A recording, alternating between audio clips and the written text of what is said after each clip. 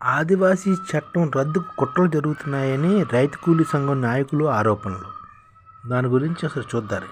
ఎందుకంటే ఇప్పుడు అంటే చంద్రబాబు నాయుడు మీద రైతు సంఘం నాయకులు ఏ ఆరోపణలు చేస్తున్నారు అన్నది ఒకసారి మనం చూద్దారు. కేంద్ర ప్రభుత్వం మద్దతుతోటి ఏపీలోని చంద్రబాబు ప్రభుత్వం 1/70 చట్టాన్ని రద్దు చేసి గిరిజన హక్కులను హరించేందుకు కృషి చేస్తుందని, ఈ చట్టం ఉంటే మన్యం ప్రాంత అభివృద్ధి చెందదని అసెంబ్లీ స్పీకర్ అయ్యన్న పాత్రుడు చేసిన వ్యాఖ్యల్ని దీనికి అనుబంధంగా ఉన్నాయని రైతు కూలీ సంఘంలో ఆరోపిస్తున్నారన్నమాట. అలాగే గిరిజనులకు చెందాల్సిన అటవీ భూములను బహుళజాతి సంస్థలకు గిరిజనేతలకు కట్టపెట్టేందుకు 1996, 2000 మధ్య తెలుగుదేశం ప్రభుత్వ పాలనలో 1/70 చట్టం ఉంటుంది కదా, ఇది చట్ట సవరణ చేసి నాటి సీఎం చంద్రబాబు నాయుడు దగ్గరుండి శాసనసభ కమిటీ నివేదిక ద్వారా అనేక ప్రయత్నాలు చేశారని రైతు సంఘ కూలీలు ఆరోపణలు అనమాట. 2000లో చింతపల్లి బాక్సైట్ తవ్వకం కోసం రస్ ఆయిల్ కర్మ బహుళజాతి సంస్థకు బాబు ప్రభుత్వం అనుమతులు ఇచ్చిందని, వేలాది ఎకరాలు అప్పటి నుంచే సిద్ధమైందని, దీని వ్యతిరేకంగా పెద్ద ఎత్తున ఉద్యమం రావడంతో బాబు ప్రయత్నాలు విరమించుకున్నారని రైతు సంఘాలు ఆరోపిస్తున్నమాట. అలాగే గత ప్రభుత్వ ఆలోచనకు అనుగుణంగానే ప్రస్తుతం 1/70 చట్టాన్ని గురించి స్పీకర్ అయ్యన్న పాత్రుడు మాట్లాడుతున్నారని, దీనికి గిరిజన ప్రజలు తీవ్రంగా వ్యతిరేకిస్తూ ఉద్యమాలు చేస్తారని రైతు సంఘం నాయకులు అంటున్నారు. ఇప్పుడు దీని గురించి ఇది మోసపూరిత చట్టం అని అంటున్నారు. ఇప్పుడు అటవీ హక్కుల సవరణ చట్టం మోదీ ప్రభుత్వం రద్దు చేయాలని గిరిజనులు కోరుకుంటున్నారని రైతు సంఘాల నాయకులు ఆరోపిస్తున్నమాట. దీని గురించి విశ్లేషిస్తారు. సరే, గిరిజనులకి అటవీ భూములు ఇవ్వకుండా మనం ఒక ఐటీఎఫ్ ద్వారా, ఇండియన్ డెవలప్మెంట్ ఫోర్స్ ద్వారా అభివృద్ధి చేయించవచ్చు. వాళ్ళందరికీ ప్రస్తుతం వాళ్ళందరూ నెలకి కేజీ గిరిజనులు ప్రస్తుతం ఎలా ఉందంటే పాడేరు, చింతపల్లి ఆ ప్రాంతాల్లోని వాళ్ళు వారాంతి సంతల్లోని రోజుకి వారానికి 1000 రూపాయలు సంపాదిస్తున్నారు. అంటే ఆ చుట్టుపక్కల ఉన్న దగ్గర టమాటాలు అన్నీ 20 రూపాయలకి 10 రూపాయలకి కేజీ అమ్ముకుంటున్నారు అనమాట. వాళ్ళు తెచ్చుకుంటారు, ఒక 10 కేజీలు 20 కేజీలు తెస్తారు, అవి 100కి 200 రూపాయలకి అమ్మించుకుని ఆ డబ్బులతోటే అక్కడ వాళ్ళకి కావాల్సిన సరుకులు కొనుక్కుని వెళ్ళిపోతున్నారు. దీనివల్ల వాళ్ళ కొనుగోలు శక్తి పెరగట్లేదు, వాళ్ళ జీవితాలు కూడా సార్థకం జరగట్లేదు.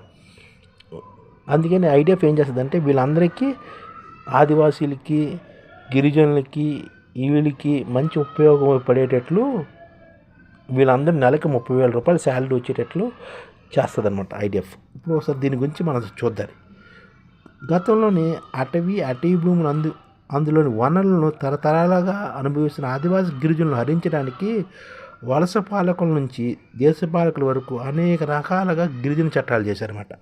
అంటే అటవీ భూమిని, అందులోని వనరులని తరతరాలుగా అనిపిస్తున్న ఈ ఆదివాసీ గిరిజనుల హక్కులను హరించడానికి రకరకాల చట్టాలు చేశారన్నమాట. ఇది బ్రిటిష్ వాళ్ళు చేశారు, ప్రస్తుతం పాలకులు చేస్తున్నారు. 1855లో భారత గవర్నర్ జనరల్ డల్హౌసీ తొలిసారిగా గిరిజన వ్యతిరేక అటవీ చట్టాన్ని ప్రకటించారన్నమాట. అతను ఏం చేశారంటే అటవీ సంపత్తులన్నీ ప్రభుత్వ ఆస్తిగా ప్రకటించారన్నమాట 1855లో మొదటిసారి డల్హౌసీ. ఆ తర్వాత 1864లో అటవీ ఇన్స్పెక్టర్ జనరల్ నియామకంతో అటవీపై బ్రిటిష్ ప్రభుత్వం పతనం ప్రారంభించారు 1864 అటవీ ఇన్స్పెక్టర్ జనరల్. ఆ తర్వాత 1865లో ఒక చట్టం ద్వారా పూర్తిగా అడవులను తన ఆధీనంలో తెచ్చుకుందనమాట బ్రిటిష్ ప్రభుత్వం. అధికార మార్పిడి తర్వాత దేశ పాలకులు వలస పాలకుల విధానాన్ని కొనసాగించారు. 1952లో ప్రకటించిన అటవీ విధానం కొనసాగింపే 1973లో టైగర్ ప్రాజెక్ట్ పేరుతో గిరిజనులను అడవి నుంచి వెళ్ళగొట్టేందుకు పూనుకున్నారన్నమాట అప్పట్లో పాలకులు. 1980లో కేంద్ర ప్రభుత్వం తెచ్చిన గిరిజన వ్యతిరేక చట్టం అడవి నుండి గిరిజన ఖాళీ చేయించే చర్యలు తీసుకుంది.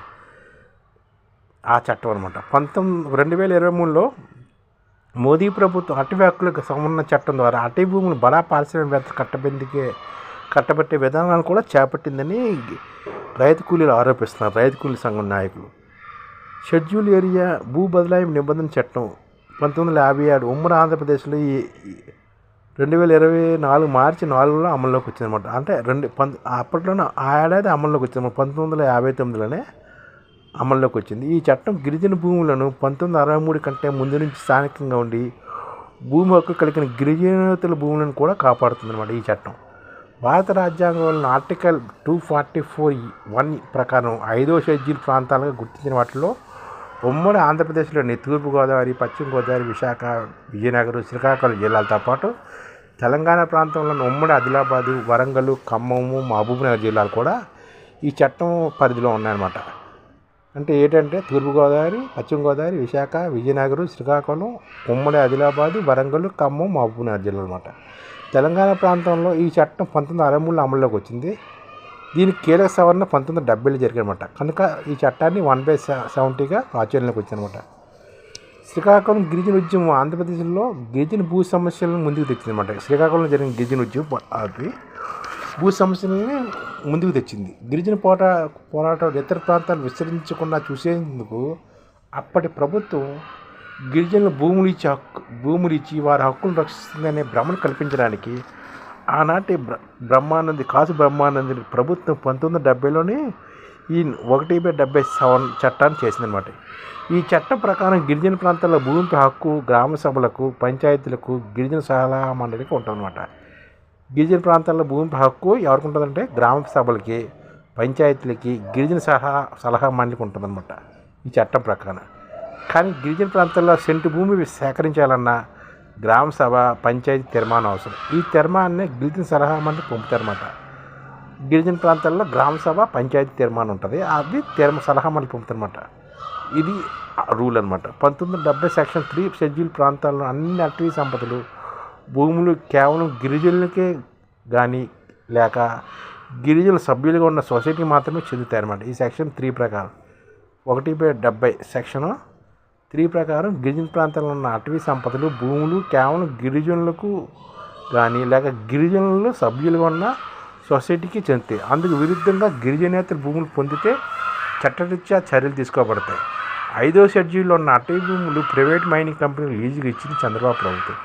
దీనిపై 1997 జూలైలో సుప్రీంకోర్టు త్రిసభ్య ధర్మాసనం షెడ్యూల్ ప్రాంతాల్లో ప్రైవేట్ మైనింగ్ కంపెనీకి ఆ ప్రభుత్వం లేదా దాని సంస్థ లీజుకి ఇచ్చిన భూమిని చెల్లవని తీర్పు కూడా ఇచ్చింది. పీసా చట్టం కూడా ప్రతి ఆదివాసీ సమూహానికి తమ గ్రామ పరిధిలోని సహజ వనరుల హక్కు గ్రామ సభలు మాత్రమే ఉంటుందని కూడా స్పష్టం చేసింది. అందుకని ఏం చేస్తారు, పీసా చట్టం కూడా ఉందన్నమాట. వీటిని ఈ పీసా చట్టాలని, ఈ ఆదివాసీ చట్టాలని కాలదోసి బోల్జా సంస్థలకు ఇస్తారని ఇలా రైతు కూలీ సంఘం వాళ్ళు బాధపడుతున్నారు. కానీ ఐడిఎఫ్ ఏం చేస్తుందంటే రైతు కూలీ సంఘాలకి అనుకూలంగా బహుళజాతి సంస్థలకి వాటికి ఇబ్బంది లేకుండా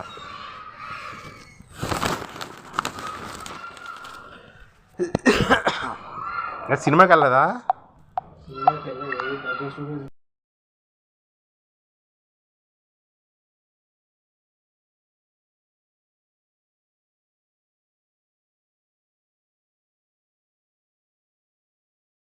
ఈ ఛానల్ ముఖ్య ఉద్దేశం ఏంటంటే మన తెలుగు రాష్ట్రాల్లో 1 కోటి మందికి సంఘటిత రంగాల్లో ఏ విధంగా ఉద్యోగాలు ఇవ్వవచ్చు, కనీస నెల జీతం 30,000 వరకు ఏ విధంగా ఇవ్వవచ్చు, ఏ విధంగా చేస్తే ఉద్యోగాలు సృష్టించబడతాయో వివరిస్తూ ఈ ఛానల్ వీడియోలు వస్తాయి. అలాంటి వీడియోలు మీకు కావాలంటే మన ఐడిఎఫ్ భాస్కర్ ఛానల్ని సబ్స్క్రైబ్ చేసుకోండి. ఐడిఎఫ్ అంటే ఇండియన్ డెవలప్మెంట్ ఫోర్స్. ఈ వీడియోలు చూసిన తర్వాత మీకు నచ్చితే లైక్ చేయండి, మీ ఫ్యామిలీ మెంబర్స్కి షేర్ చేయండి, మరియు మీ ఫ్రెండ్స్కి షేర్ చేయండి. Thank you. నమస్కారం.